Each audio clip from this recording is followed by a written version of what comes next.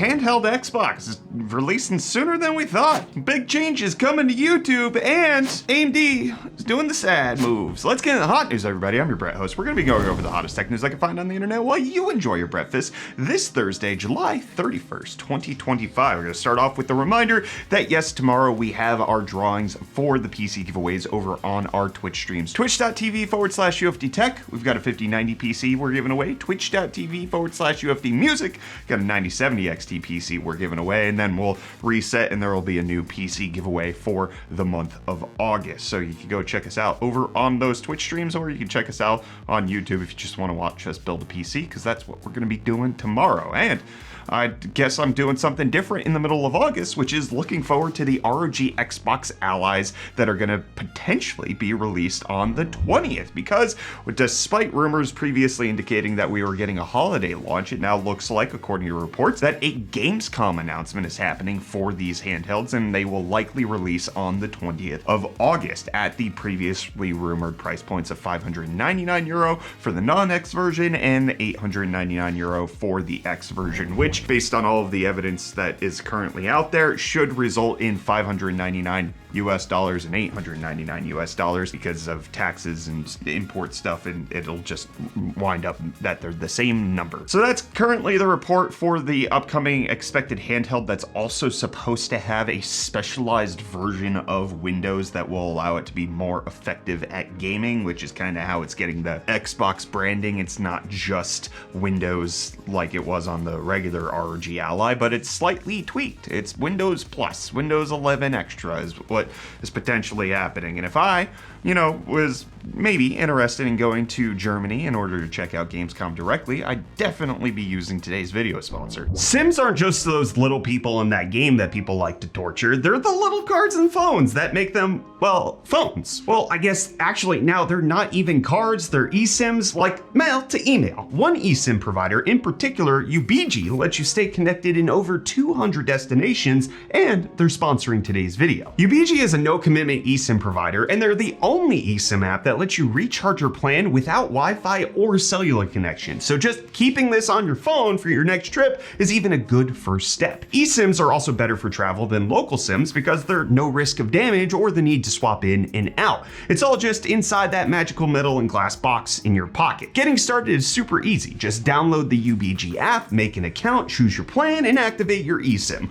Once your eSIM is set up in your device, your data plan will activate when you arrive at your destination, so you can focus on just getting off the plane. UBG also serves as one international eSIM, so you don't have to deal with a new eSIM for every country you visit. For instance, say you're doing a month-long trip around Europe. First of all, lucky you, have fun. Secondly, all you have to do to plan for your entire trip is get UBG set up and add the data plans for the destinations you'll be visiting. Then, as you move from place to place, that one eSIM keeps you covered automatically. Their name, UBG, actually comes from a combination of ubiquitous and gigabyte, just said the French way. So they take being everywhere very seriously. UBG even has partnerships with local providers where they can combine several mobile carriers to give stronger coverage and reduce dead zones. Make staying connected abroad a breeze, and download the UBG app today. Remember to first dial *#06# to confirm your device is eSIM compatible. If you see an EID number, you're good to go. Use my code UFDTech via the link in the description below to get 10% off. Thanks to UBG for sponsoring today's video. And now we have more details coming out about NVIDIA's N1X processor, the laptop one that we're expecting to get sometime hopefully in 2026, the thing that's supposed to theoretically compete with Strix Halo from what AMD has, where it has a big beefy GPU and pretty decent CPU cores, and now it looks like there's an engineering sample that is being tested on Windows applications, and some of them are potentially accidentally uploading those scores. So Furmark's the new one, and the score's nothing to write home about. It's actually something that you wouldn't want reported because it is half the performance of a 5060, despite the fact that this N1X has the same amount of GPU cores as a 5070 desktop and more than the 5070 laptop, so it should be performing better than that. But you can even see in the Furmark benchmark that it didn't even get to 100% max usage, and it also didn't get very hot at 59 degrees Celsius. So it's clear that they're just testing things and it's not ready for the light of day, but I'm intrigued. I want it. I can't wait for it to happen. happen. And I know a lot of you can wait for upgraded PCI Express stuff, but Micron's not waiting because they are announcing their Gen 6 SSDs for data centers. So despite the fact that you might not even be on a PCI Express Gen 5 SSD, Gen 6 is now hitting the market with up to 122 terabytes in capacity, delivering 28 gigabytes per second read speeds, and just having a massive amount of bandwidth and capacity, and also potentially a 245 terabyte model that's supposed to be dropping early next year. So these things are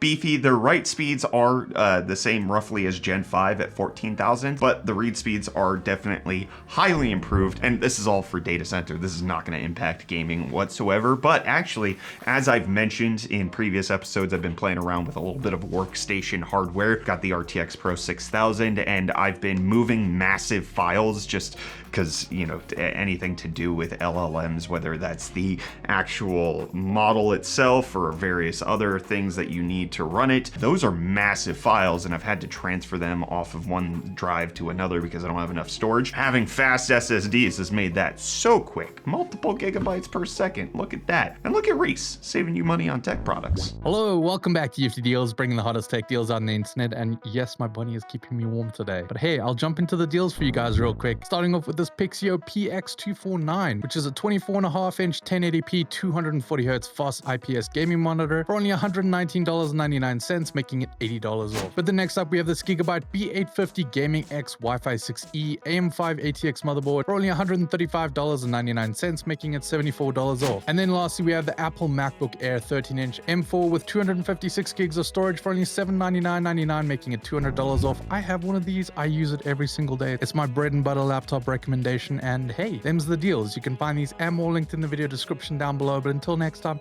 I hand you back to Brett for the rest of your hot news. Cheers. Well, Reece, there's a new deal going on with YouTube and how they're going to handle profanity monetization. It used to be, at least in recent history, that if you profanely spoke in the first 7 seconds of a video, that would automatically get you demonetized, regardless of whether or not the rest of the content actually had stuff that would get you demonetized. And now they are changing that where if you swear in the first 7 seconds, it won't necessarily get you demonetized as long as the rest of the video is copacetic and you're allowed to stay monetized regardless. Allegedly, this is changing because of things they can do to target with advertising and creator feedback, and potentially also broadcast standards changing. So that's the difference that's happening there. But also, they are changing how they approach teenagers on the site with, number one, rolling out a machine learning model that will identify whether or not a viewer is under 18 years of age, which, if they get that wrong, requires the viewer to change that information. And it doesn't look like there's going to be